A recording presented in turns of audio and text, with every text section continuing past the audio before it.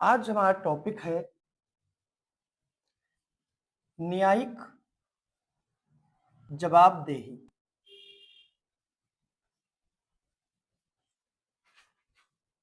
न्यायिक जवाबदेही यानी जस्टिस वर्मा मामला। इस टॉपिक के बारे में आज हम पढ़ते हैं। अभी हाल ही में जस्टिस यशवंत वर्मा ने अपना इस्तीफा दे दिया। ये वही जस्टिस वर्मा हैं जिनके घर पर आग जब लगी तो उसे बुझाने के लिए दमकल विभाग पहुंचा तो वहां पर कई हजारों करोड़ के रुपए जले हुए मिले। भारत में और इस मामले ने जब जस्टिस वर्मा ने अपना इस्तीफा दिया तो भारत में न्यायिक जवाबदेही पर ध्यान केंद्रित किया गया, क्योंकि न्यायमूर्ति वर्मा के मामले में बर्खास्तगी प्रक्रियाओं और इस्तीफे के बाद की जांच पर सवाल उठाए गए। चल रही जांच के दौरान न्यायमूर्ति यशवंत वर्मा के इस्तीफे से न्यायिक जवाबदेही और इससे इस तरह की जांचों के भविष्य के बारे में कई सवाल।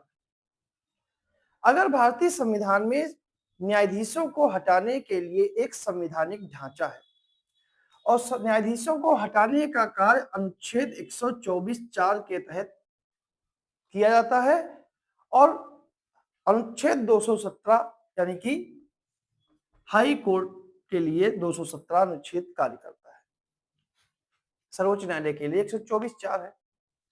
ये प्रावधान न्यायिक स्वतंत्रता सुनिश्चित करने के साथ साथ जवाबदेही के लिए एक तंत्र प्रदान करते हैं।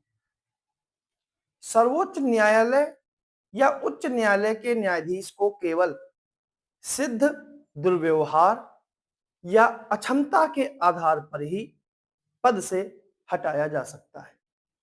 मनमानी बर्खास्तगी को रोकने के लिए यह प्रक्रिया जो है वो जानबूझकर कठोर रखी गई है। यह प्रक्रिया संसद में एक प्रस्ताव के साथ शुरू होती है और यदि आरोप स्वीकार कर लिए जाते हैं तो न्यायिक जांच अधिनियम 1968 के तहत 3 सदस्यीय समिति जांच करती है। यह समिति आरोपों की जांच करती है और एक रिपोर्ट प्रस्तुत करती है। यदि समिति आरोपों को सिद्ध पाती है तो संसद के दोनों सदनों को विशेष बहुमत से निष्कासन प्रस्ताव पारित करना होगा और अंतिम निष्कासन राष्ट्रपति के द्वारा किया जाएगा। यह प्रक्रिया जांच के चरण को राजनीतिक निर्णय लेने के चरण से अलग करती है, जिससे उचित प्रक्रिया और संस्थागत संतुलन सुनिश्चित होता है।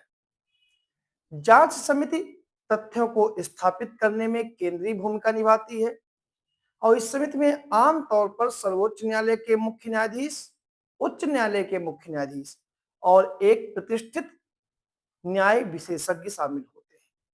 समिति सुनवाई करती है, गवाहों से पूछताछ करती है, सबूतों की समीक्षा करती है और गोपनीयता बनाए रखने के लिए कार्यवाही अक्सर बंद कमरे में की जाती है।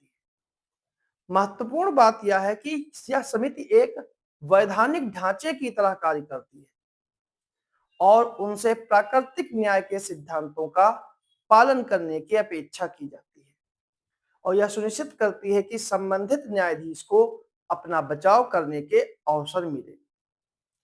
जांच के नतीजे से यह तय होगा कि संसद महाभियोग की कार्यवाही को आगे बढ़ाएगी या नहीं।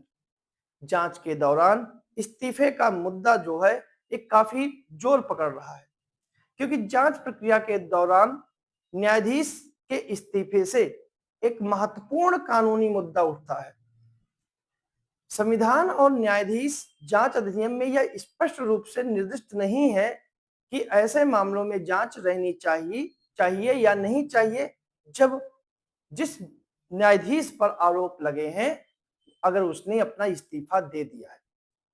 अतीत के उदाहरणों में असंगत दिखाई देती है कुछ मामलों में इस्तीफे के बाद जांच बंद कर दी गई, जबकि अन्य मामलों में समितियों ने अपना काम जारी रखा और निष्कर्ष प्रस्तुत किया।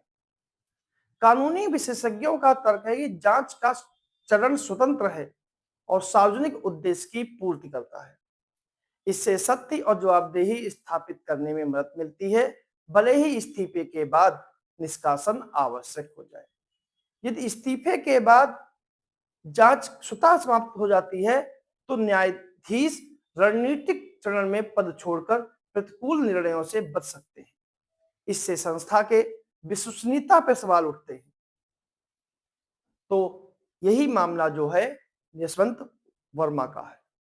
न्यायमूर्ति यशवंत वर्मा के खिलाफ मामला उनके आधिकारिक आवास पर आग लगने की घटना के बाद बरामद हुए बेहिसाब नकदी के आरोप से उत्पन्न हुई। 1968 के अधिनियम के तहत जांच समिति का गठन किया गया। जांच समिति ने जांच के हिस्से के रूप में कई बार बंद कमरे में सुनवाई की और कई गवाहों से पूछताछ की। कार्यवाही के दौरान सहायक वकील ने समिति को सूचित किया कि आरोपों को साबित करने के लिए पर्याप्त सबूत मौजूद हैं। इसमें अस्पष्ट नकदी रखना, महत्वपूर्ण सबूतों के साथ छेड़छाड़ करना और गुमराह करने वाले स्पष्टीकरण शामिल हैं। जांच उन्नत चरण में पहुंच चुकी थी और बचाव पक्ष के चरण में प्रवेश करने ही वाली थी कि न्यायाधीश ने कार्यवाही से हटने का फैसला किया, यानी कि न्यायाधीश ने अपना इस्तीफा दे दिया। न्यायमूर्ति वर्मा ने जांच के दौरान अपना इस्तीफा सौंप दिया और प्रक्रिया में अनुचितता का आरोप लगाया। इस्तीफे के बाद समिति इस निष्कर्ष पर पहुंची कि महाभियोग की प्रक्रिया जारी नहीं रखी जा सकती, क्योंकि यह केवल मौजूदा न्यायाधीश पर लागू होती है। समिति ने औपचारिक रूप से कार्यवाही समाप्त की और अपनी रिपोर्ट लोकसभा को सौंप दी। केंद्र सरकार ने भी पक्षपात के आरोपों को खारिज करते हुए जांच के संचालन का बचाव किया और इस्तीफे से जवाबदेही पूरी तरह समाप्त नहीं हो जाती, ऐसा माना जाता है।